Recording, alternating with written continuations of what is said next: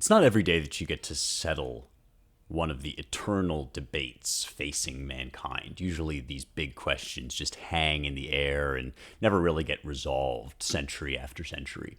But today, we're finally getting to the bottom of one of the most thorny issues that has ever confronted mankind. We're going to answer it on this show. Was the dress blue and black or white and gold?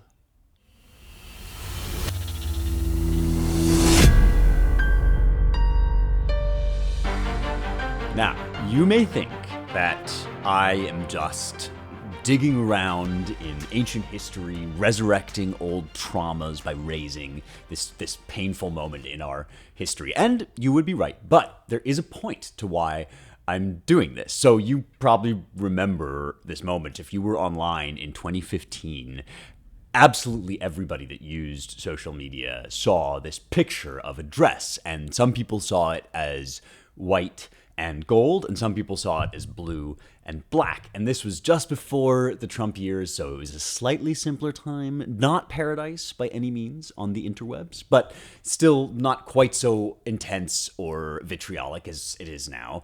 And just the whole Twitter using community, internet using community got in on this. There were brands and celebrities having an opinion. There were neuroscientists having an opinion. There were random anon accounts having an opinion. And now I have an opinion, and I'm going to share it with you because it's actually a perfect way of getting into talking about the career of Johann Wolfgang von Goethe.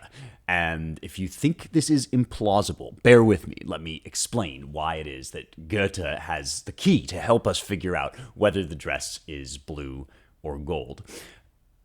This is one of these guys, Goethe is one of these guys that it's almost impossible to approach, especially if you're coming to his work for the first time.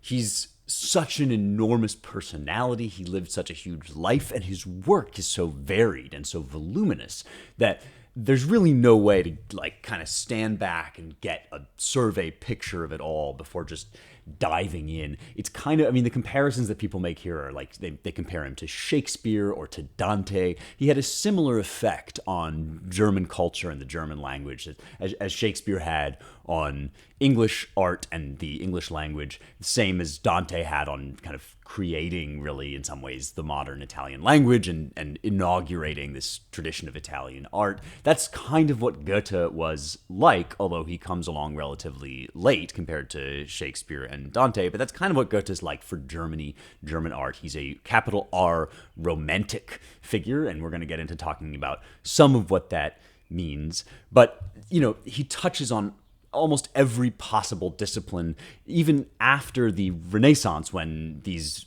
different fields like science and poetry and literature and philosophy were all kind of intertwined. Now we're on into the 18th and 19th century, and the fields are starting to separate from one another, to specialize. But men like Goethe, and there were a lot of them actually, surprisingly late into history, we forget this, but there were a lot of guys like Goethe that still felt it was possible. Coleridge was another one. Almost seemed like it was possible to know everything, to do everything. So there's this great little quote that's pretty famous from Ernest Gellner, who was an anthropologist and a writer, a Czech and British writer. And he said, "Just as every girl should have a husband, preferably her own, so every culture must have its state, preferably its own." And I've heard this quote cited in reference to Goethe because he was in some ways the man that established Germanness and German culture for Germany in this very turbulent and difficult period of European history. So that's the kind of beast that we're up against here. That's the enormity of this man. But we are coming to him for a specific reason, which actually kind of allows us to narrow our focus a little bit. That's helpful. We're talking about Goethe because we're talking about Faust, and because I've been talking about different versions of the Faust legend as a way of thinking through the history of science, its relationship to magic, and the dangers that are involved with good technological endeavor. We know that technology has brought us all these great gifts. We also know that it's always kind of raised all these anxieties, that it raises questions about our place in the universe. And great works like Marlowe's Faust or the Faust legend can help us to picture and understand what those dangers are, and to get across not just this or that particular issue, but a larger vision of the whole. So that's why I've been talking about this, and I took a little interlude after talking about Marlowe's play about Dr. Faustus and this, the legend of the kind of classic legend of the man who sells his soul to the devil and ends up torn apart by demons because of his hubris, because of his overreach, and because, we said, of his desire to not just understand and organize his own human view of the world and our human perspective on things, but the entirety of creation, to have an understanding that extends to the furthest reaches of everything that there is, so that there's nothing beyond man and everything is contained in man's mind. And we talked about how that was the project of the Tower of Babel. That's still the project of, say, the Great Reset, some of these things that we really give us the heebie-jeebies about modern technocrats and the modern impulse to bring everything under one standard of control. And so Marlowe gives us the classic cautionary tale of what bad magic looks like, and it's the same thing as the cautionary tale of what bad science looks like.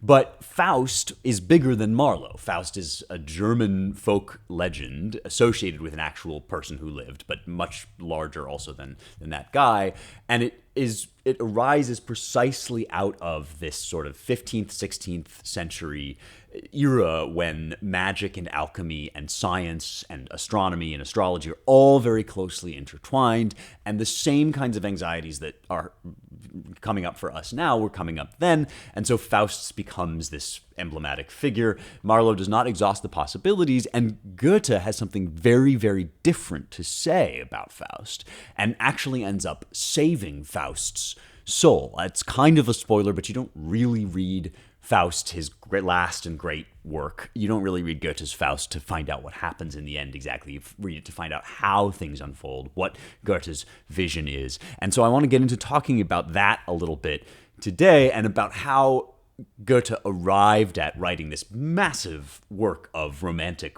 sort of verse drama. It's two parts 1 and 2, and the second part was published posthumously, so it really is at the end of his career. In some sense, it's a culmination of everything else that he did, and it represents his hopes for how mankind's search for knowledge can be sanctified and brought through this turbulent and difficult period, which was the period just after the scientific revolution. So last week, I introduced you to Pierre-Simon Laplace, and I talked about his many great achievements, but also his blind spots, his excesses, and the ways in which he kind of represents this hyper-Newtonian view of the world. Not just the Newtonian view of the world that Newton himself might have had, which is that our observations of the physical world can be described using rational laws, can be understood according to certain abstract principles, and that those principles apply specifically to our observations as they currently stand, might be subject to revision or complication or expansion, and indeed, of course, Newton's laws were subject to revision, expansion, and complication. That's the, I think, appropriately humble and authentically Newtonian view of things.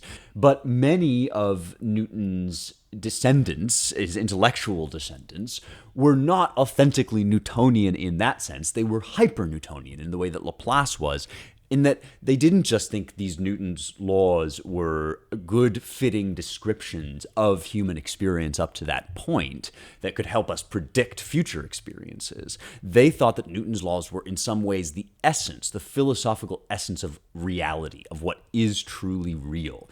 And the sort of following thought that comes right out of that is, if you can't describe something using Newton's laws, if it doesn't boil down to numbers, then it's not real. And this is kind of what Laplace stood in for. And this is why, by the end of his career, the story goes, the anecdote goes, that he was telling Napoleon he had no need for the God hypothesis, because God doesn't feature it. I mean, one of the things about Newtonian laws is they account for things without invoking the action of a supernatural entity.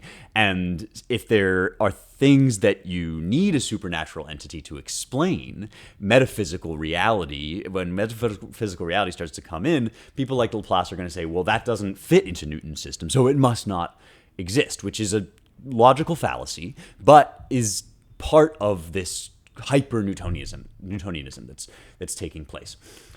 Goethe, in some ways, represents the anti-Laplace. He's almost the flip side, the opposite reaction to Newton from what Laplace represents. So if Laplace represents the hyper-Newtonian reaction, then Goethe represents in some ways the anti-Newtonian reaction. And I'm going to complicate this a little bit, but it's useful to think about these two guys side by side because they're born in the same year. 1749 is when Laplace is born and when Goethe is born.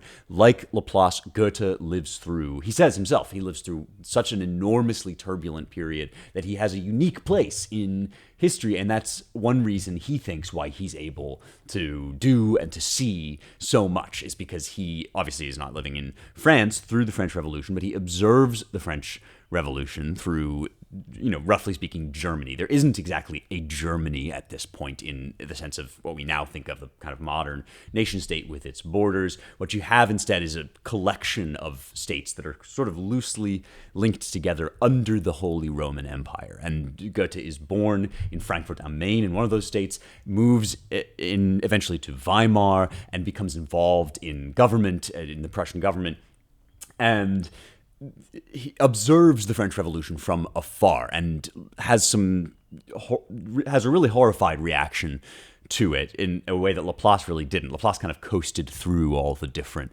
turbulent events in France.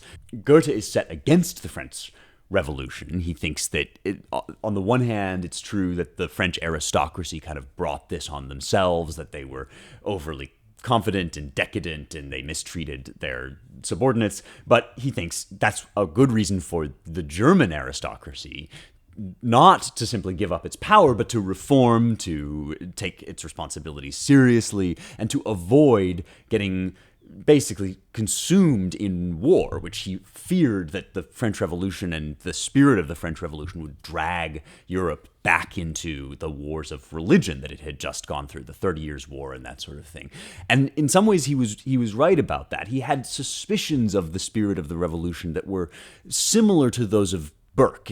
If you remember when we talked about Edmund Burke, who watched the French Revolution from England, Burke was concerned with the radical rigor, the extremist rigor of the French revolutionaries, their uncompromising and abstract absolutism. And this is something that Goethe, too, from a very young age was suspicious of, was worried about its sort of murderous capacities. And he saw the spirit of the French Revolution, I think quite rightly, as its own kind of secular religion. Of course, there was a lot of atheism and anti-clericalism and anti-Christianity in the French Revolution. They did, kill all these priests and dispossess all these churches and all that. But for Goethe, and in some ways for Burke as well, it's not that the French Revolution has no religion, it's that it has this weird, sickened, bloodless, secular religion that wants to reduce everything to numbers in the kind of Laplace sort of way. And so Goethe is dead set against that. He's horrified by that. And unlike his friend Schiller, the great dramatist, Goethe sees that coming from the get-go, from the moment the revolution begins. And it takes other people much longer to see, in the 1790s, the French Revolution really devolved into bloodshed and terror and all the famous descriptions that you get like in the London papers of the streets running red with blood and Robespierre and all of that. By that time, at that point, it was easy to be against the French Revolution. It's kind of like how now there's all this data coming out about how grotesque and unhelpful many of these trans surgeries and pills and interventions have been in the lives of children, and they don't really help to, beat back suicidal thoughts. And all of this data is now coming out in new studies. And now, of course, everybody's like, well, this is horrifying. But there were people before these studies came out, before it became cool, who were still horrified by it because they could tell where things were going. And something similar is going on here. Like, sure, once they start guillotining people, you can be against French Revolution. But if you're like Burke and if you're like Goethe and you see in advance, if you see from the beginning that the French Revolution has problems, then you've got some kind of insight, some sort of penetrating insight. So the question is, what was that insight? What did Goethe know? And I think it has to do with this reaction against the spirit of Laplace, the spirit of rigorous absolutism, the disavowal or the distaste for messy human things like tradition and sentiment and sensibility. And so Goethe in Germany was fighting kind of a multi-front intellectual war. He was against the spirit that would become the spirit of the French Revolution. He was against also French neoclassicism, which was this multinational artistic movement that he felt was far too rigid in its rules, which were kind of derived from Aristotle, but a sort of bastardized version of Aristotle. He thought there were these rigid rules in theater that he wanted to break out against, and he felt also that in Germany there was the need for a unique German spirit to find free expression and not to be tied up in these kind of overly constraining ideas like neoclassicism and so forth. He was part of a movement as a young man called Sturm und Drang, and you've probably heard of this before. If you've heard that phrase, this is kind of where that comes from. It literally means a storm, or like a thunder and lightning kind of storm, along with thrashing or thrusting. Drang is like to push for different movements or to push for a set of ideas. And so Sturm und Drang was not just an abstract phrase to describe a certain mood. It was an actual political movement and an artistic movement that he was part of. And so this was sort of Goethe's vibe, his set of attitudes, when he started to rise to fame. And what really did it was this book that is still probably the thing most people read, and that's The Sorrows of Young Werther. Massive insta bestseller, just total smash hit. Read widely by many, many people, beloved, made Goethe kind of a celebrity, which is not altogether what he wanted. He didn't think that people really understood the novel. It's about a young man that falls in love with a woman who's already married, can't have her, ends up killing himself. And this inspired copycat suicides all over Europe, people that felt that this was basically the height of expression. It was part of a time when everybody was really into sensibility. Sensibility is the sense of your true, authentic passion and feeling. And it's one reason why the capital R Romantic era is sometimes associated with small r romance and love, is because all forms of human experience and sentiment were very much at the center of people's attention. Goethe was totally upset by this. He did not intend to suggest that Werther was somebody to be imitated. In fact, he was criticizing in some ways this idea that you're supposed to just follow your heart, follow your bliss. But in many such cases, it's often the case that, a really successful work or person is the victim of its own success. That now, Goethe has kind of become this literary celebrity, but in some ways for the wrong reasons, and that is by no means the full scope of his ambition. As I've already sort of suggested, he's got in mind a total world project, just a top to bottom vision of how society ought to look, how it ought to work, how things ought to change, so on and so forth. Like Laplace, Goethe met Napoleon, but unlike Laplace, he had a very, very different set of reactions. So Napoleon conquered Prussia, and Goethe kind of viewed Napoleon as the guy that had brought the chaos of the French Revolution to an end. And Napoleon, in turn, loved Goethe. He wanted, first of all, for the German intellectuals to be on his side, because then he could be greeted as this great conqueror. He said that he wanted to astonish Germany with his magnificence, which gives you a flavor of what Napoleon was like. And so part of this was to get the intellectuals on his side. He had a willing convert in Goethe because he flattered Goethe. He said nice things about Goethe's work. He read The Sorrows of Young Werther no fewer than 7 times. This is like how Alexander the Great carried Homer around with him. Napoleon brought Goethe's Sorrows of Young Werther into Egypt with him, and they had apparently very detailed conversations about the how the book worked and how art worked and so on and so forth. And here's what later Goethe said about Napoleon. This was in a conversation with his friend Johann Peter Eckermann, who recorded a bunch of late life conversations with Goethe. And Goethe said, Napoleon was the man. This is really funny because it sounds now like Napoleon was the man, dog. No, he says, Napoleon was the man, always enlightened, always clear and decided, and endowed with sufficient energy to carry into effect whatever he considered advantageous and necessary.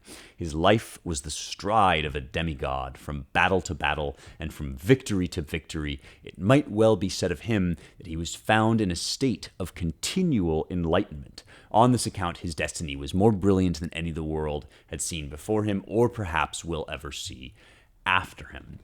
So even if you think Napoleon was kind of a prick, and this is a bad judgment on Goethe's part, you can see the size of Goethe's ambition, I think, in this passage, in his relationship with Napoleon. I think that what Napoleon wanted to do for the political world, that is, to govern it with one system, Goethe wanted to do that for art, and specifically for German culture. Not necessarily for the world. I don't think he was a one world government kind of guy, but for the intellectual system that had seemed so unified in the Renaissance, that had seemed to all fit together. Goethe wanted a vision of the new expanding sciences that could retain that consistency. And this is why he reacted in the exact opposite direction from Laplace to Newton.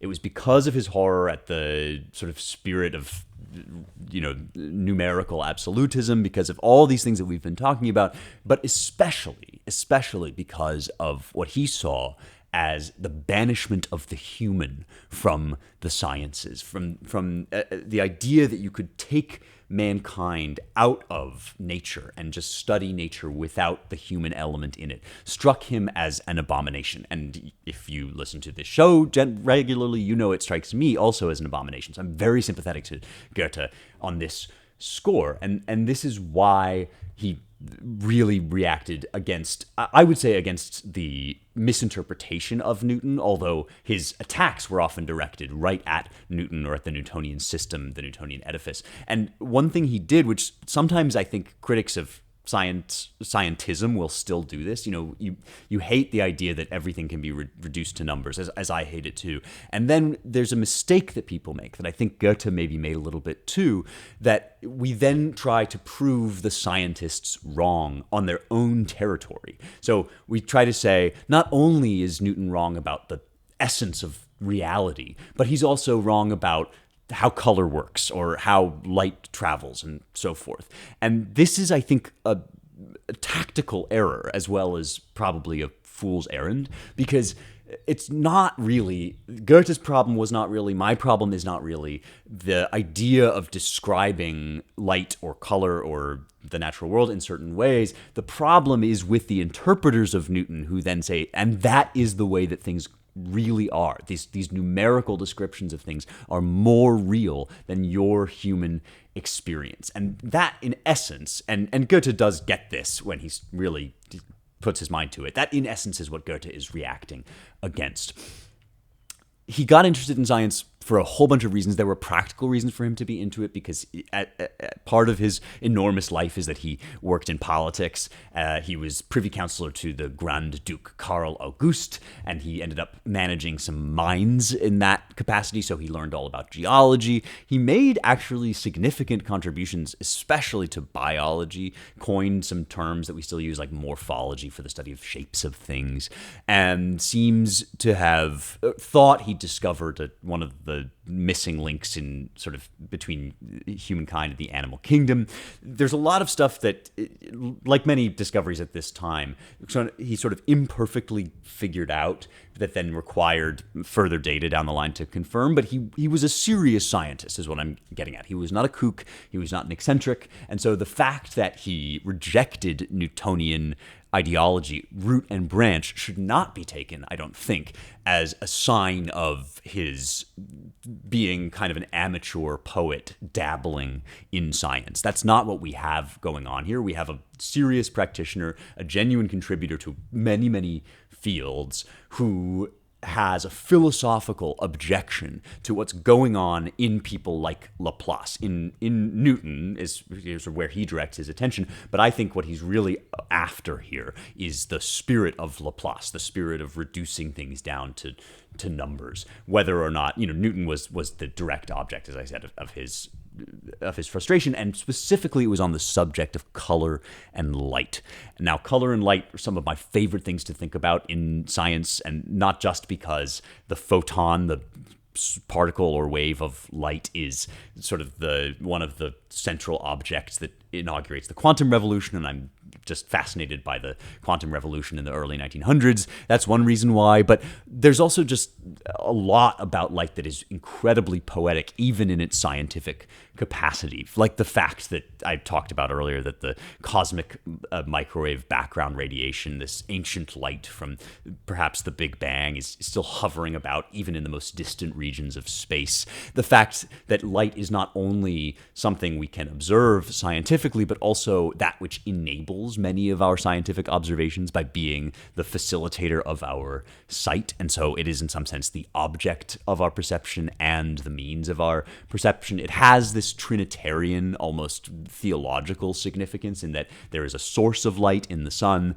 there is the kind of ray of light that descends, and then there is the quality or the character of light that enlightens our world. And these sorts of comparisons have been made since back in the Renaissance. There was a whole movement of Neoplatonism, Marsilio Ficino and these kinds of guys. People who lived around the same time as Copernicus also had some of these ideas, the idea that light is the physical analog for what God is in the spiritual world. All of that, in some ways, goes back to Genesis. Again, that's a whole separate little tangent that maybe we'll go on some other time. But just to say, I love this subject, and I think it has significance that is at the crossroads of all the different things that Goethe was concerned about, that we've been concerned about. It's an important topic. And it was also the subject of Newton's, I would say, second greatest achievement. So if the Principia Mathematica and the three laws and the laws of gravitation and orbital mechanics, that really is, of course, what Newton is known for. He's, in some ways, his name is synonymous with figuring out sort of how gravity tends to cause objects to move, or at least how objects tend to move under the law of gravity, so on and so forth.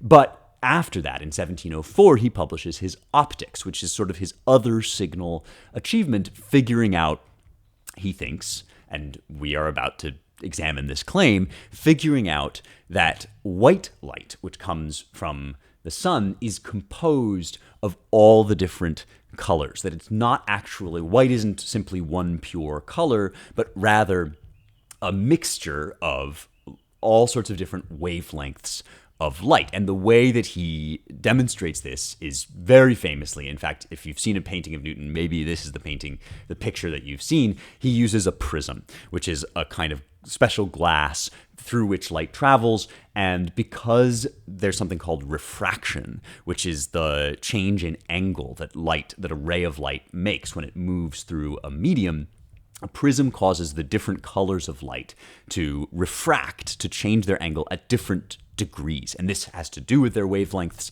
It's a feature of the fact that different colors of light have different wavelengths, or different colors of our experience usually correspond to light of different wavelengths. And the prism, when you hold it up in the right way, will refract white light into a rainbow. And so if you've seen that picture of Newton with the rainbow, that's what that's about. It's this discovery in the optics and the experimental evidence that he gives for it, that colored light is just kind of one portion of white light, and white light is just a collection or a concatenation of all the different colors.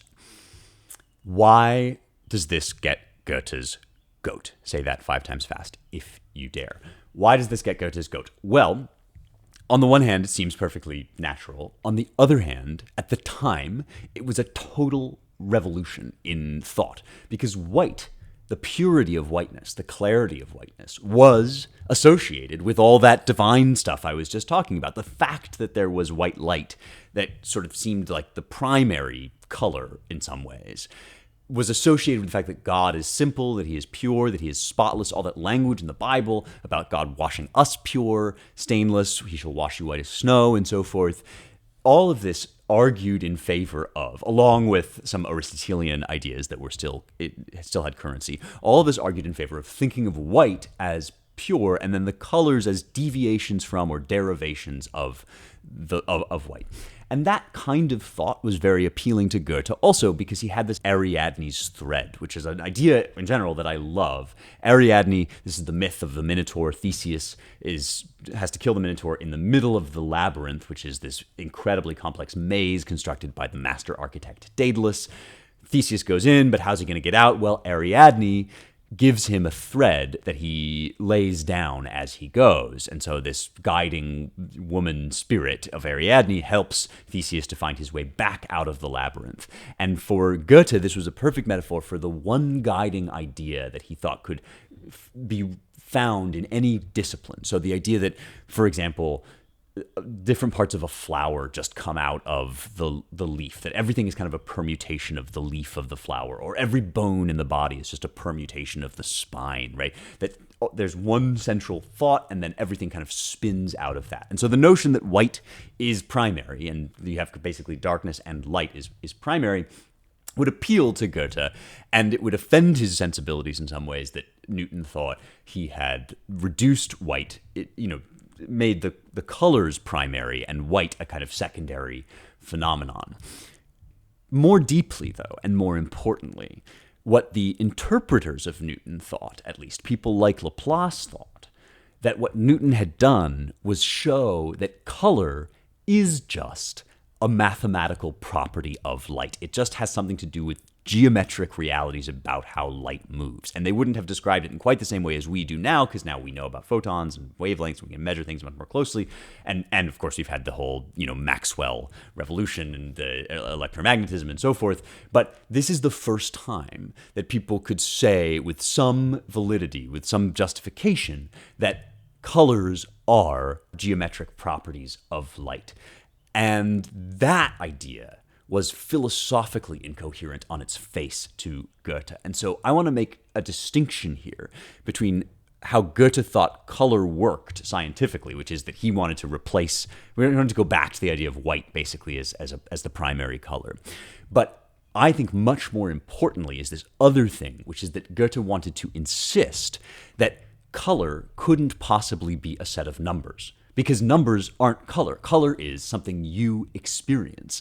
And the idea that you could use your human experience, your observations of light traveling through a prism, and derive from that, prove from those experiences that actually human experience had nothing to do with the reality of what you were seeing, seemed like a self-refuting argument. And this actually is a very important and cogent point that is still under discussion. I have next to me this book, or somewhere nearby, I have this book by George Musser called Putting Ourselves Back in the Equation. And he talks a lot about something called empirical incoherence, which is still something that we're dealing with in science, which is that science begins from our observations. And so any theory that ends you up saying that science proves our observations don't mean anything, or aren't real, or are totally hallucinated, or have no basis in reality, any theory that ends you up there is self-refuting, because you started from your experience, from your observations, from the human point of view of the world.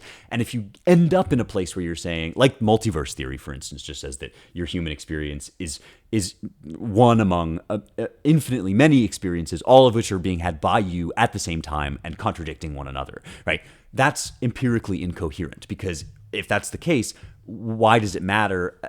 Why should we listen to your reasoning, since it arises out of just a random one among innumerably many contradictory observations? So there are other examples of this, but Goethe thought that interpreting Newtonian optics as mere mathematics, saying that light is just numbers, was empirically incoherent, that it was self-refuting, because the very phenomenon of light that we set out to explain is itself a human experience. And so it can't simply be a set of numbers. And this is what he begins to argue in Goethe's Farbenlehre, which is his theory of colors, his instruction on colors. And in his opening, he compares the Newtonian edifice to this massive castle. He says it's an old castle which was at first constructed by its architect with youthful precipitation. It was, however, gradually enlarged and equipped by him according to the exigencies of time and circumstances, and, moreover,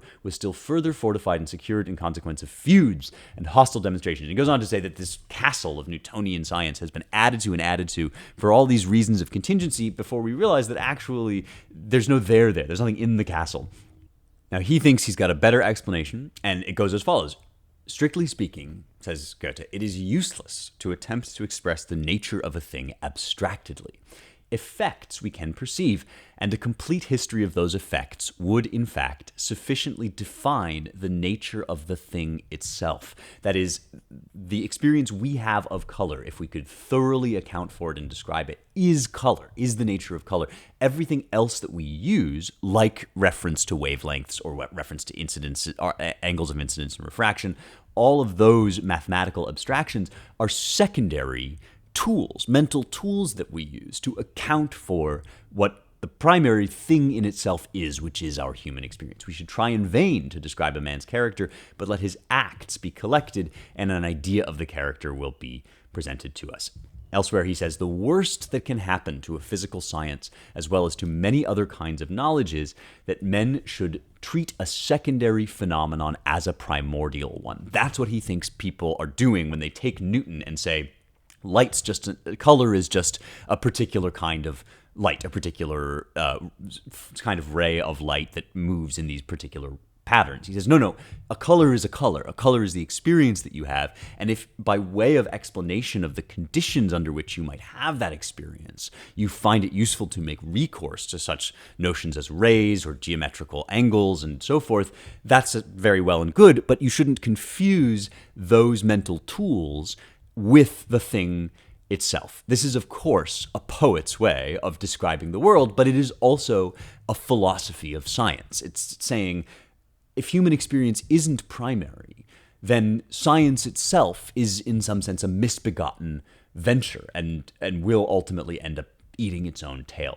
Now, Goethe's color theory is often dismissed because we now use Newton's ideas and not Goethe's to explain our experience of color. But the great irony is, I think Newton, on the philosophical point, not on the scientific point, but on the philosophical point, might have agreed with Goethe that what he was doing was not reducing light down to its essence, but rather coming up with rules, just as he had done for motion, and patterns and systems for predicting the conditions under which we might have a certain set of human experiences. A scientist can tell you that if you stand in the right position when the light is traveling from the sun through the moisture in the air, you will see a rainbow. And many people will say, therefore, scientists have shown that a rainbow is simply the motion of light refracted through moisture in the air. But that's not what Newton, I don't think, would have said, and it's certainly not what I would say, and it was, in essence, what Goethe was reacting against, because the rainbow is the rainbow. My heart leaps up when I behold a rainbow in the sky. That there is an irreducibly human element of that, because if there weren't, there would be no rainbow, right? There's no actual rainbow in the sense of the colorful thing that you have in your mind right now as I'm talking to you, except in the standpoint of a human observer. And so this was at the heart of Goethe's project. It is, I still think, at the heart of what we are scraping to recover now, and that we're being forced to recover by things like quantum physics, which put consciousness back at the center of the world. And so in some ways, this is sort of like arguing in centuries before Newton and Goethe, the arguments over whether the Earth or the sun was at the center of the universe. You might say, well, it's the sun, but it's not. In fact, neither the Earth nor the sun is at the center of the universe. So far as we know, nothing is geometrically at the center of the universe, or if there is something, we don't quite know what it is. Einstein has shown us that physical rules, mathematical laws, are those which hold good no matter what your frame of reference is.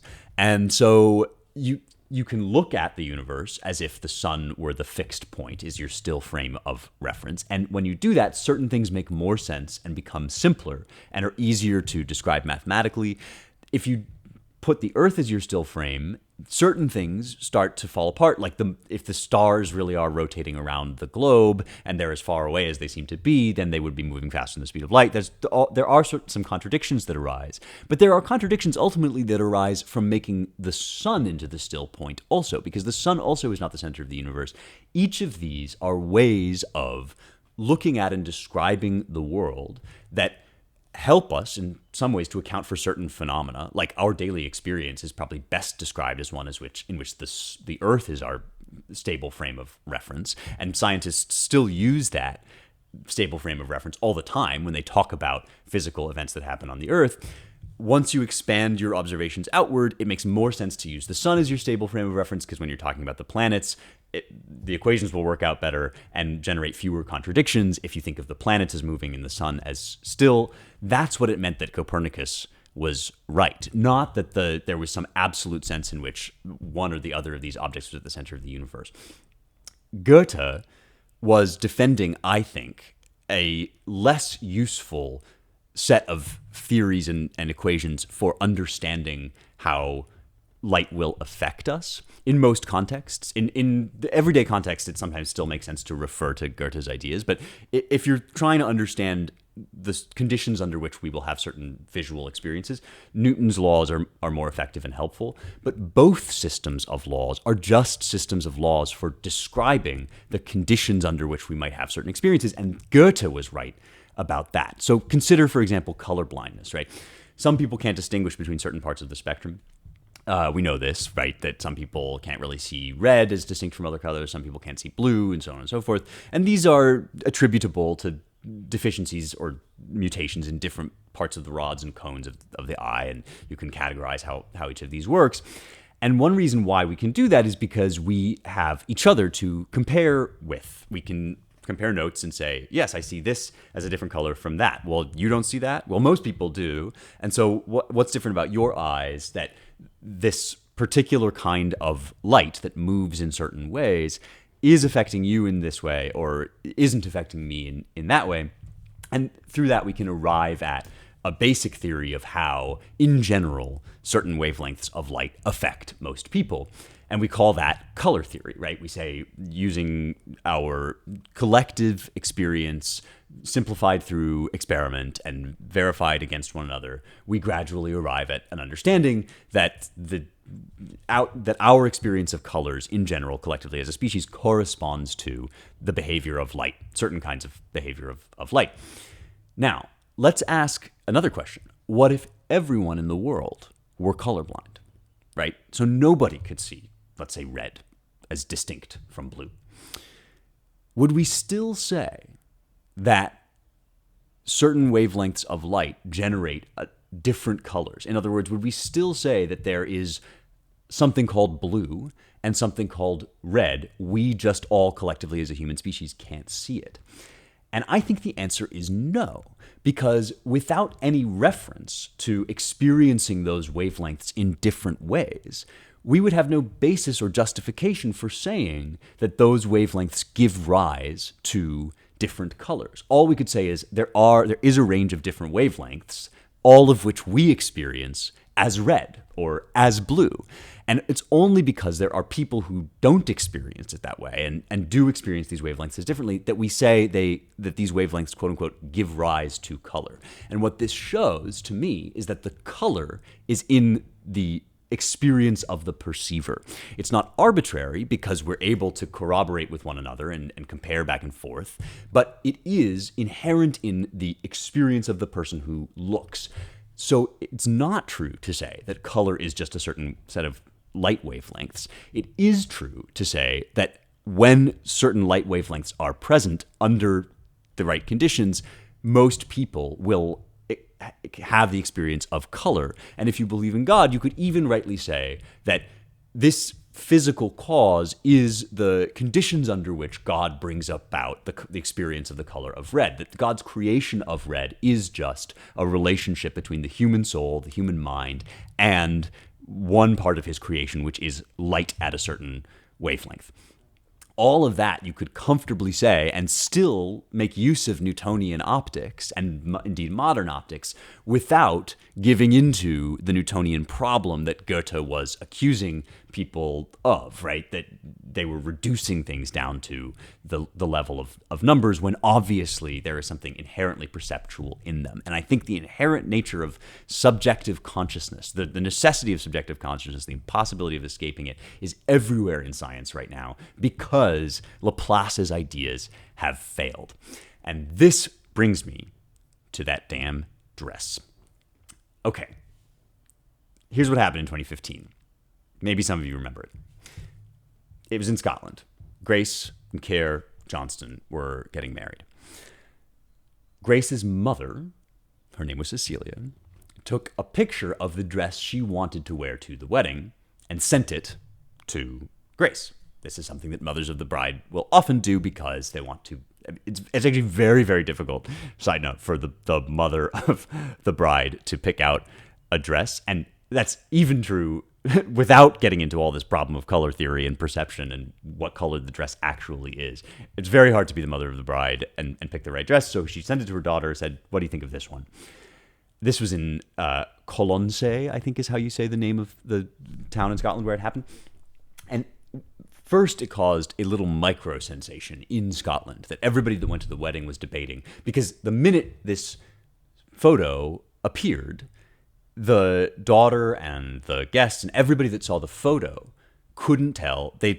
Some people saw it as blue and black, and some people saw it as white and gold. And what was even more confusing and got kind of lost afterward in the viral shuffle is that the dress itself was definitively blue and black. Everybody saw it that way. There was nobody that looked at the actual dress, the object, and said, oh, yes, this is, gold and white. Nobody saw it that way. It was only the picture that was causing this dispute. And so people got obsessed over it. Finally, it makes its way to BuzzFeed via Tumblr, and you have the internet conflagration, the Great Dressgate of 2015, which was sort of paired with the Yanni Laurel dispute, similar dispute over some people heard a word one way, some people heard it another way, all raising these like dorm room era issues of perception. How do we see things? What is there anything real? Is there a reality? Is there such a thing as absolute truth?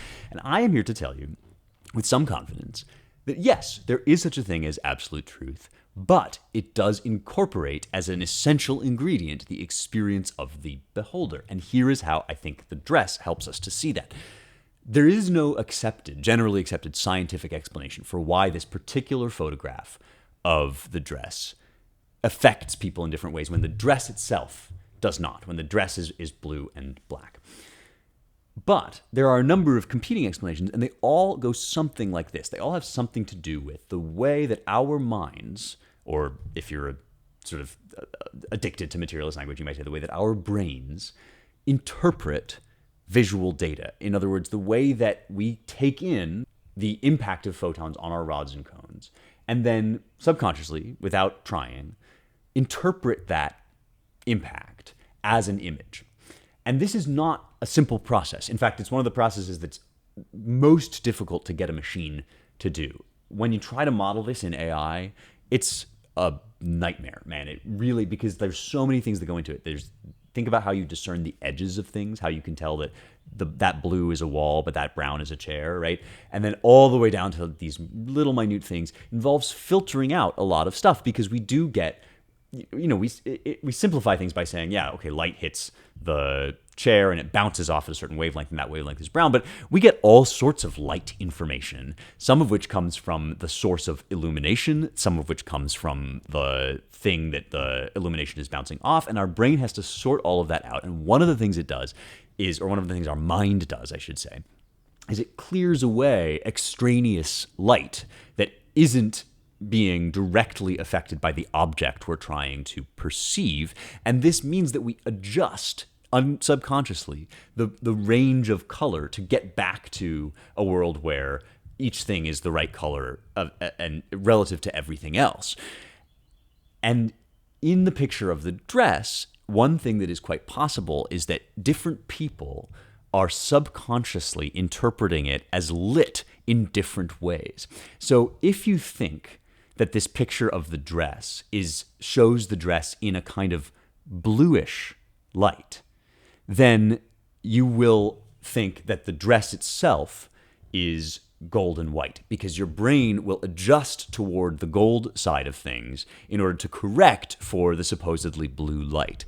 But if your brain interprets this data to be yellow golden light, then your brain will shift the dress toward the blue and black side of the spectrum, and you'll end up at basically the right color of the dress.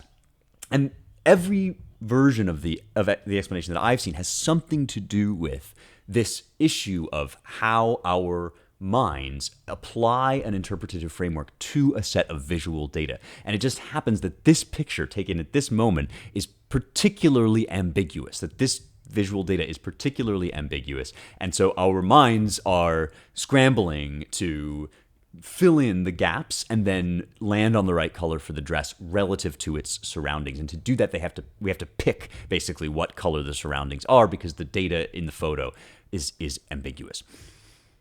What does this mean? Is the dress blue or white? The dress is blue because everywhere that a human mind encounters this dress, the light that reflects off of it is experienced by that mind as blue and black. So the dress itself is unambiguously blue and black. The photo, the image, is an image with no stable or definite color. And that is because art, imagery, depictions take the form of matter and they basically re-encode it into new matter. So a simple example of how this works is the form of the human body is not made of stone, but you can take one aspect of it, which is the way that we, for example, experience a male nude body, right? When you see a male nude body, you have a certain visual experience, and a clever sculptor is able to take that visual experience and shape other matter so that it causes that experience in you. He hasn't made the form of a man, but he's made the form of visual perception that impresses itself upon your soul, and he's caused it to come out of new matter. That's all art is. That's all mimesis is, reproduction, depiction. It's shaping one kind of matter so that it affects you in the same way as another kind of matter. And we use that to get across the experiences of our soul, because we are embodied souls and we have to use material in order to convey our inner experiences. What does this have to do with the picture of the dress? Well, what you can do in a photo is you can take the visual experience that light is likely to cause most people, and you can encode it into other matter using pixels. That's basically what digital photography does. The lens registers the impact of light, converts it from analog to digital information about which wavelengths are dominant within that stream of information and at different points, and then reproduces it, recreates it on a screen or in an image and elsewhere. This is an act of translation. It's taking the data from the way that the image is striking the machine or the way the light is striking the machine, and it's generating other light that will hopefully strike you in the same way as the experience of the person seeing the dress to begin with. Because it's an interpretation, there is room for ambiguity to creep in, and for the data that is captured and then translated into this new experience to lose the definiteness of the experience then and there. In the same way that it's possible to look at somebody with a particular expression on their face and not quite capture the exact expression in the reproduction, or to capture a certain ambiguity or to be ambiguous in the way that you convey it. The photo is inherently ambiguous in the color, not in the material facts of itself, not in the data that the camera has captured or in the way that it has translated that data into pixels on the screen, but in the information that it gives you that allows you to interpret it into the essence of color, which is in fact bound up in your experience. And so because it does not have a stable effect on people's experience, the photo does not have a stable color. It is matter, but it hasn't successfully achieved form. And this shows that Goethe, wrong though he may have been, or unhelpful though he may have been in his interventions into the specifics of optics, was right philosophically. And I even suspect that perhaps Newton would have agreed with him. I'm going to talk next week about what all of this has to do with Faust. I'm going to read to you some passages from the play, but now we are ready. We have approached this monumental man with our particular concerns in mind, and I just think it's baller. I think it's fascinating. Let me take a mailbag question, but first, let me tell you about something that I maked. I have a segment called I Maked This, where I just offer you one of the things that's out there in the world besides this podcast, and I want to draw your attention this week to a little review that I did in the Washington Examiner. I will drop a link in the description of this show, so you can click on that, and it's called Civil LARP. The journalists are at it again. It's a review of the movie Civil War, which made a big splash. The trailer was sort of all over the Twitter sphere when it came out because it was very subtle. The best thing about this movie was the trailer, because it was such a clever way of using this movie, which is kind of about, our civil conflict and the country falling apart, and it gave you just enough information that everybody was fighting over whether this movie was going to be like a lib fantasy or a conservative fantasia or what, and it just went mega viral. And so I went to see the movie so you don't have to, because I think if you read my 700 words on it, you will both have an entertaining few minutes and not feel like you have to go see this movie, which is really kind of blah. Mailbag questions. So if you want to ask me a question, either about the stuff we talk about here or about translation for my Friday series on words and the nature of translation, you can do so by signing up to my Substack at rejoiceevermore.substack.com. That's where I write on Fridays. You can get a little weekly newsletter from me. There's also, if you want to pay to subscribe, if you want to support my work, you can do that there. I'd be most grateful, and in return I give you some extra stuff like an audiobook of Paradise Lost and all sorts of things that I'm making on the side. So that's where you do that, and that's also where you get in the mailbag. This week I had a bunch of different questions through various different forums actually, that I wanted to just address all as one. And it had to do with my episode last week where I introduced you guys, if you didn't know it already, to Maxwell's Demon, which is a thought experiment for messing around with the second law of thermodynamics. And just to refresh all of our memories, second law of thermodynamics is often described as the law that disorder increases as time goes on. You can interpret it to mean that time only moves forward. It might be just a statement about the world that certain events happen irrevocably in one direction and not in the other. Otherwise, there's no mathematical reason in physics why that should be the case.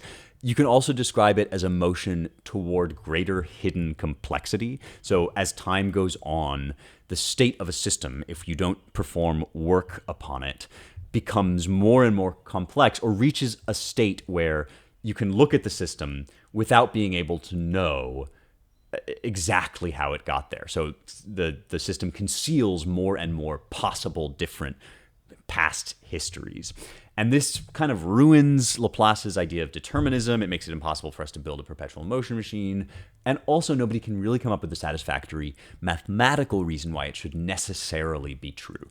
And Maxwell's Demon, which was not part of the work he's most famous for on light and electromagnetism, but as part of thermodynamics and thinking about the motion of gases, Maxwell says, look, okay, second law of thermodynamics means if you put a cloud of gas into a room and you let it sort of evaporate, it should just get more and more chaotic, meaning it should spread out from its kind of condensed and relatively organized state into a diffuse cloud all over the room.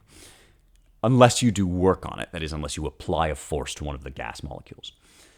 So that's what the second law of thermodynamics says. Now imagine a demon, Maxwell's demon, which has such precise knowledge of the state of each particle of gas that it's able to take a little aperture, a little opening. You can divide the room in two, make a partition in the room, and this demon can open that partition to allow only higher velocity, higher energy particles into one side and lower velocity into another, and then he would have increased the energy of one side of the room and the temperature without doing any work, just by allowing the particles to move.